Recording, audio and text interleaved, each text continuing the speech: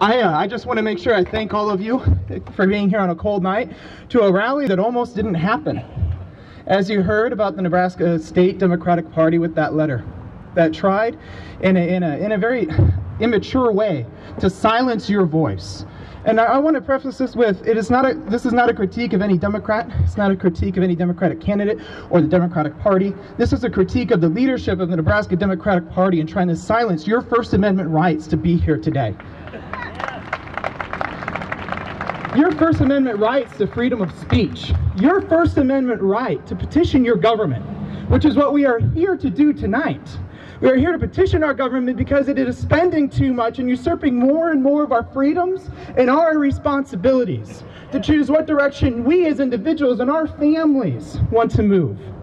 To determine, and practically determine, what kind of light bulbs I want to put in my home, instead of having the Environmental Protection Agency or cap and trade bill tell me what to do. To determine what kind of health care is best for me and my family, instead of having the government tell me what to do.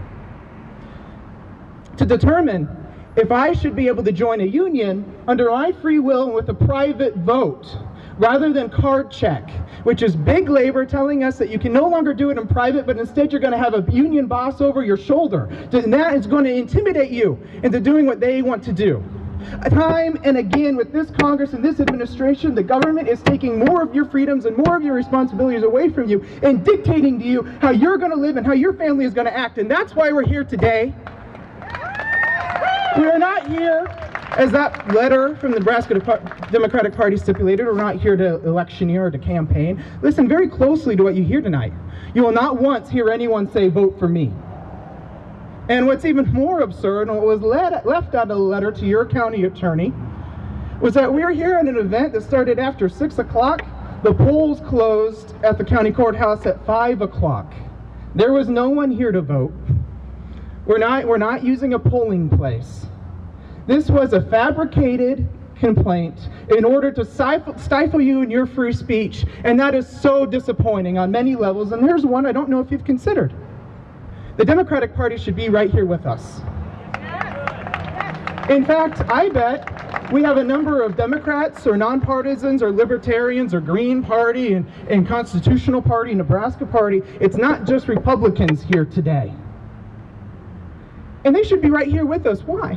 In the state of Nebraska, the Democratic Party is in the minority, and I say that because of registered voting numbers. I say that. You look at the federal delegation, we have one Democrat, Ben Nelson, in the federal delegation. You look at the Nebraska legislature, registered Republicans outnumber Democrats by more than 2 to 1. And Political Science 101 says the minority party, its responsibility is to hold the majority accountable. The Democratic Party should be here with us and supporting us, because that's what we're here doing today. We're holding government accountable. We're holding elected officials accountable. If you're here today in what's kind of a cold night, that's why I'm wearing a coat. I hope it's okay that it's not that professional. But we're here tonight because this transcends candidates and this transcends party. All of us who are here for an event of limited efficient government and free market enterprise, we are here today because we know that the budget has grown under Republican and Democratic presidents, and that the debt has grown under both Republican and Democrat-controlled Congress. We're here today because we're going to hold government accountable regardless of party. And that is why the minority party in the state of Nebraska should be right here alongside us, supporting us, encouraging us, and participating with us, rather than trying to stifle you, rather than trying to fearmonger you, and rather try to silence you expressing your First Amendment rights. So thank you. Thank you for not being silenced. Thank you for not giving into the fear, and thank you for not giving into the cold. Thank you for being here tonight. One reason I think that we got that letter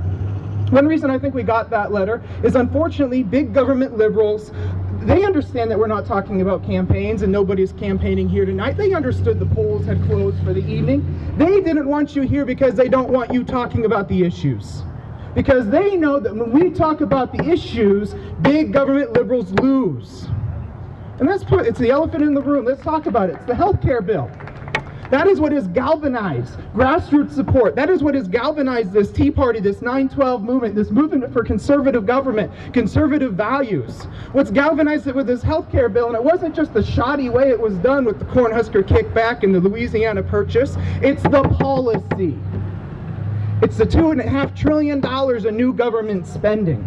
It's the funding for 16,000 new IRS agents. And you know what they're going to do? The 1099 form.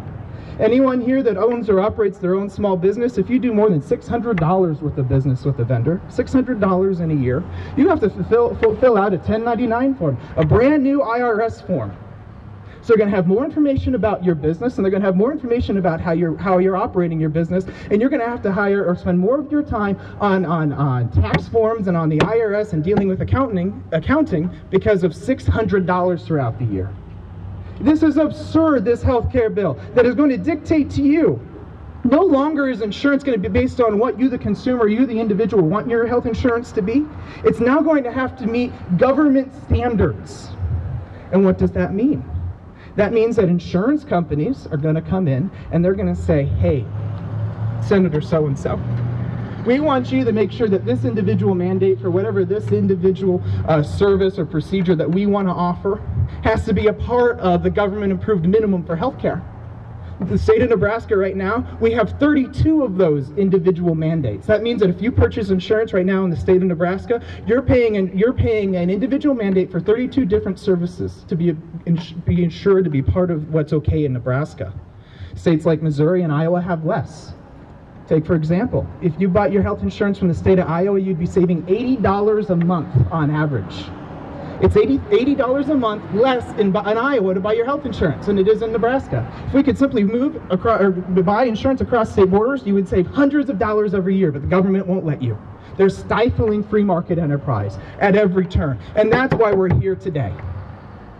So we want here to send a very clear message that November is coming. So I'm going to ask you to repeat with me just a simple phrase, that November is coming. Because we want to send a simple message to President Obama that November is coming. And we want to send a simple message to House Speaker Nancy Pelosi that November is coming. And we want to send a simple message, it's a very simple message, to Senate Majority Leader Harry Reid. November is coming. And we want to make sure that Ben Nelson knows. November is coming. So I thank you for being here. I thank you for caring about the issues, and thank you so much for being involved. Good job, man.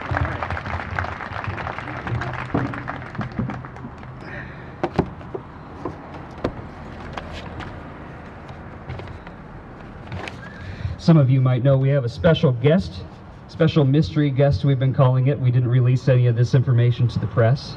So I hope you're all very excited tonight.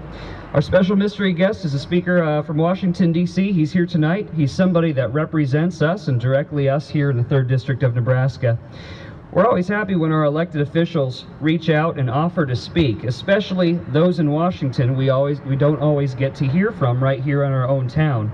So I am very pleased to introduce to you your congressman and a member of the Congressional Tea Party Caucus. Ladies and gentlemen, Congressman Adrian